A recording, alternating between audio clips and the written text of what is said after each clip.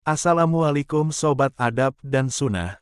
Apa kabar kalian hari ini? Semoga kita semua dalam lindungan Allah Subhanahu wa Ta'ala. Amin. Air merupakan komponen utama dalam kehidupan. Sekitar 60% dari tubuh manusia tersusun dari air. 2/3 dari bentuk bumi juga berupa lautan yang terdiri oleh air. Di samping itu, air juga memiliki fungsi sebagai pemelihara kehidupan di muka bumi. Manusia, hewan, dan tumbuhan sangat memerlukan air untuk keberlangsungan hidup mereka.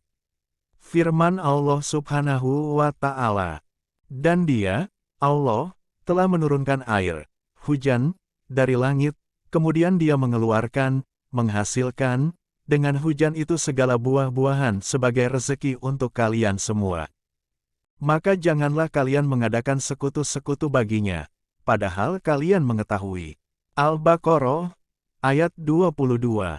Dalam Islam sendiri, air berperan penting sebagai syarat diterimanya ibadah sholat, yaitu sebagai alat atau sarana untuk bersuci baik dari hadas maupun najis. Dengannya seorang muslim dapat beribadah secara sah karena telah memenuhi syarat sahnya salat yaitu suci. Air memiliki berbagai macam jenis dan variasi. Syekh Abi Suja, dalam kitabnya yang berjudul Matan Al-Ghaya at-Takrib mengklasifikasikan air menjadi 4 macam, yaitu: pertama, air suci lagi mensucikan, tohir mutohir. Air suci lagi mensucikan, air mutlak yaitu air yang masih tetap pada sifat keasliannya sebagaimana yang diciptakan Allah Subhanahu wa Ta'ala. Menurut Abi Suja, ada 7 macam air yang masuk dalam kategori air mutlak. Beliau mengatakan, air yang dapat digunakan untuk bersuci ada 7 macam yaitu air hujan, air laut, air sungai, air sumur, air sumber, air salju, dan air es. Yang kedua, air suci mensucikan tapi makruh, dalam bahasa Arab disebut tohir mutohir makruh, atau bisa juga disebut air musyamas. Air musyamas adalah air yang telah dipanaskan di bawah terik panas matahari dengan menggunakan wadah logam kecuali emas dan perak seperti besi dan baja. Air ini suci secara materinya dan dapat digunakan untuk menghilangkan hadas dan najis, namun dihukumi makruh dalam penggunaannya pada tubuh seperti untuk wudhu dan mandi, sedangkan untuk mencuci pakaian air ini dihukumi mubah.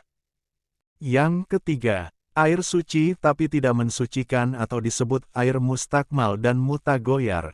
Air dalam klasifikasi ini dihukumi suci secara material, tetapi tidak dapat digunakan untuk bersuci. Air mustakmal, air yang sudah digunakan untuk menghilangkan hadas atau najis, tatkala tidak berubah sifatnya dan tidak bertambah ukurannya setelah terpisah dari tempat yang dibasuh. Contohnya, air bekas mandi atau wudhu.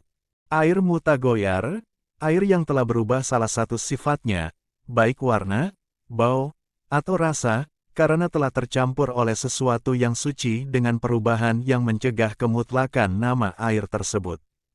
Contohnya, air sumur yang telah tercampur kopi, maka kemutlakan nama air, sumur, telah berubah sebab telah bercampur dengan sesuatu lain yang suci, kopi, sehingga namanya berubah dari air sumur menjadi air kopi.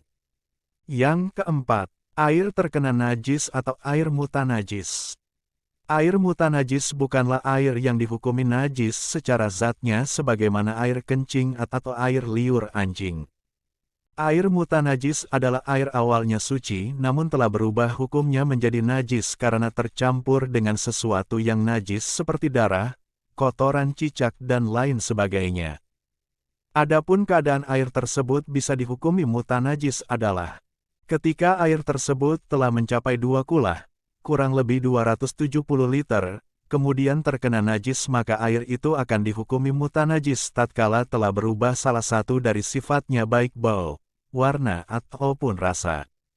Namun jika air itu kurang dari 2 kulah, maka akan tetap dihukumi mutanajis ketika terkena sesuatu yang najis meskipun salah satu dari sifatnya tidak berubah.